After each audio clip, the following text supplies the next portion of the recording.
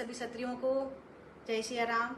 मैं लक्ष्मण सिंह झाला जी की पत्नी, आपके नेता लक्ष्मण सिंह जी झाला को अभी मैंने न्यूज़ देखी, उसमें कह रहे हैं, उदयपुर न्यूज़ वाला कह रहा है कि उनको गिरफ्तार कर लिया, उन्होंने सुराना पे हमला कर दिया, ये कर दिया वो कर दिया। तो मैं आपसे कहना चाहती हूँ कि ये लड़ाई कोई अभी चालू नहीं हुई है, ये विगत 4 वर्षों से ये लड़ाई चल रही है।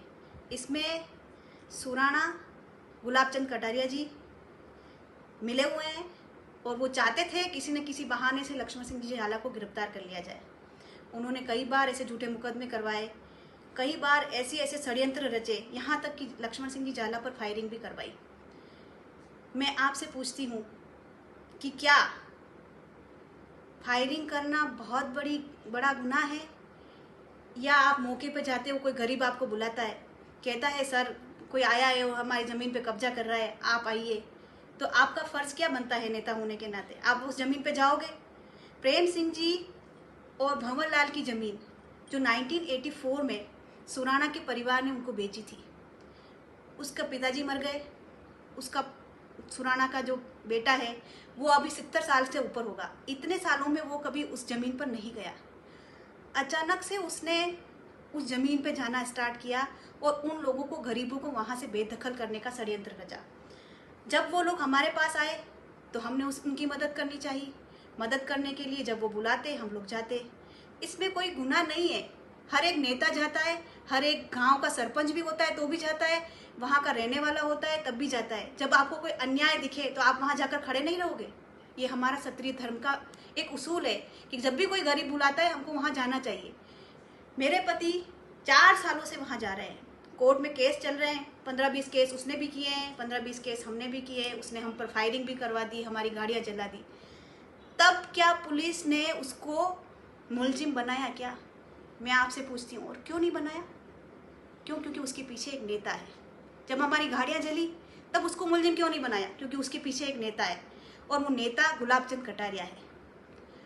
उसका और हमारा कोई ज़्यादा ज़मीनी विवाद नहीं है, लेकिन वो चाहता है किसी न किसी तरीके से लक्ष्मण सिंह झाला को गिरफ्तार करवा दिया जाए, या किसी राजपूत बंदे को कभी कोई इलेक्शन में टिकट नहीं मिले, वो कहीं आगे नहीं बढ़े, कभी पॉलिटिक्स में अच्छे काम करने के लिए आगे नहीं जाए।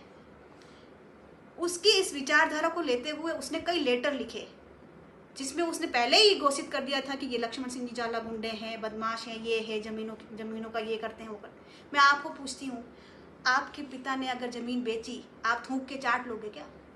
आपको थूक कर चाटना है? भंवर लाल थूकता है, आप चाट लो। मैं कहती हूँ ये ज़मीन आप रखना सुराना जी, भंवर लाल को मैं अपने ज़मीन में से हिस्सा दे दूंगी, लेकिन किसी गरीब के साथ अन्याय नहीं होने दूंगी। और ये 100 बार जाएंगे। और उस दिन कलेक्टर साहब और एसपी साहब आप दोनों मिलके वहाँ आए गुलाबचंद कटारिया के कहने पर, और वहाँ आकर आप लोगों ने LNT लगवाई और उससे सुराना से वहाँ पे कब्जा कराने की कोशिश की, जबकि इस पे केस चल रहे हैं ज़मीनी विवाद के। कोर्ट भी कोई चीज़ होती है, वहाँ से फैसला आने देते। आप ही बन गए न्यायपालिका, आप ही बन गए। गजब कर दिया आपने तो। और आप एसपी साहब सुखदेव सिंह गोगामेड़ी को मरवा के यहाँ क्या लक्ष्मण सिंह जी झाला को मरवाने के लिए आए हो क्या? आपको इतना भी पता नहीं चला कि क्षत्रिय समाज एक होगा?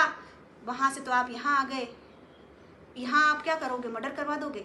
सुराना तो पहले ही गोलियाँ चलवा चुका है, उसने हमारी गाड़ियाँ जलवा दी। अब आप और कलेक्टर साहब मिलके षड्यंत्र कर रहे हो, एक राजपूत नेता को मारने का षड्यंत्र कर रहे हो आप। इस गिरफ्तारी से कोई फर्क नहीं पड़ता। ये गिरफ्तारी में आपको एक बात बताना चाहती हूँ, पुलिसकर्मी वहाँ मौजूद थे, उनके सामने अगर किसी ने उसको लाठी मारी है ना, तो लक्ष्मण सिंह जी झाला ने उसको लाठी नहीं मारी, और लाठी मारने पर 307 बन जाती है। तो मुझे बताइए फायरिंग करने पर कौन सी धाराएं बनती है? क्यों नहीं गिरफ्तार किया अब तक सुराना को? आप करते, अगर आप सही होते तो आप दोनों पक्षों को देखते। आपने एक पक्ष को देखा, मतलब आप गुलामी कर रहे हो उस गुलाबचंद कटारिया की। और मुख्यमंत्री जी से जो लेटर उसने लिखवाया है, मैं आपको कहना चाहती हूँ मुख्यमंत्री जी को कुछ पता भी नहीं होगा। और भारतीय जनता पार्टी के मैं खुद जिला परिषद मेंबर रह चुकी हूँ।